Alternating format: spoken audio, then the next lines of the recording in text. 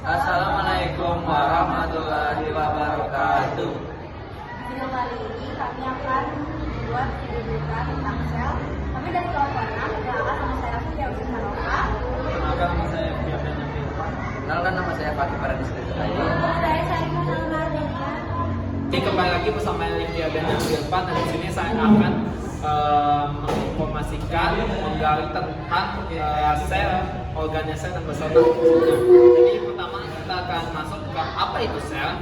Sel adalah unit dasar kehidupan dan terdiri dari berbagai organ yang memiliki fungsi dan peran yang spesifik dalam menjaga fungsi sel. Nah, ada beberapa contoh nih seperti nukleus, mitokondria, ribosom, retikulum, endoplasma, dan Golgi. Salah satunya yang saya akan jelaskannya adalah nukleus. Jadi apa ini nukleus? Nukleus ini adalah pusat pengendalian sel dan mengandung informasi genetik dalam bentuk DNA. Nukleus mengontrol semua aktivitas sel dan bertanggung jawab atas produksi protein. Sekian. Oke, jadi sekarang saya akan masuk ke tahap 2, yaitu membahas tentang perbedaan antara sel prokaryotik dan sel eukaryotik. Jadi apa saja perbedaan antara kedua sel ini? Secara ringkas, ya, sel prokaryotik dan sel eukaryotik berbeda dalam segi ukuran, struktur, organisasi, reproduksi, dan contoh. Sel prokaryotik itu lebih kecil, tidak memiliki organel yang terikat, membran, memiliki satu kromosom dan molekul RNA ribosom, dan dapat bereproduksi melalui fusi biner. Sedangkan sel eukaryotik memiliki ukuran sel yang lebih besar, memiliki organel yang terikat membran, memiliki beberapa kromosom dan molekul RNA ribosom, dapat bereproduksi juga melalui mitosis.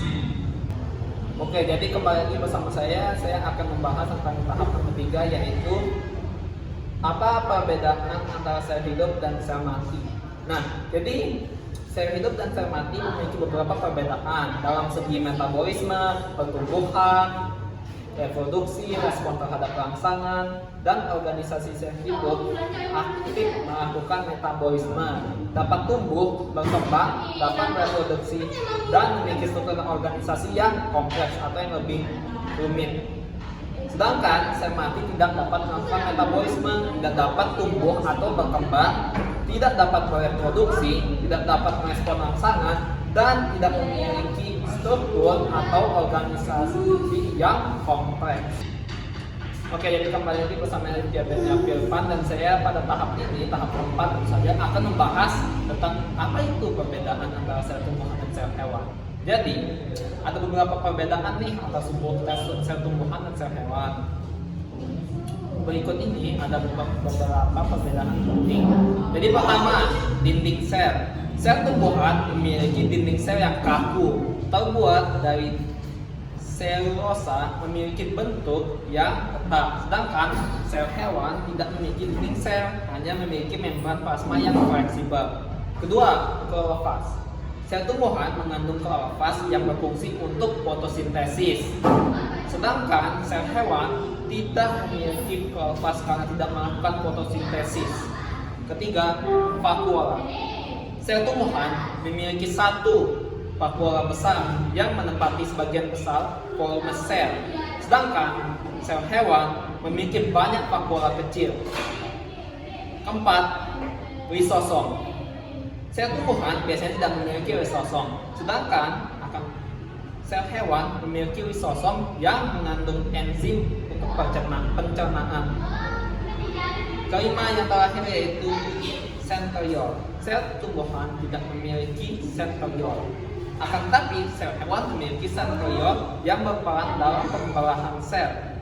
Adapun beberapa fungsi yaitu sel tumbuhan melakukan fotosintesis untuk menghasilkan makanan, sedangkan sel hewan tidak melakukan fotosintesis, akan tetapi mendapatkan energi dari makanan yang dikonsumsi. Penyimpanan energi. Sel tumbuhan menyimpan energi dalam bentuk pati, sedangkan sel hewan menyimpan energi dalam bentuk glikogen. Dan yang ketiga dalam bentuk sel tumbuhan biasanya berbentuk persegi atau kubus, sedangkan sel hewan biasanya berbentuk bulat atau tidak beraturan sama sekali. Jadi hanya itu yang dapat saya sampaikan. Mohon maaf bila kurang lebihnya, mohon maafkan. Wabillahi taufiq wal hidayah. Wassalamualaikum warahmatullahi wabarakatuh.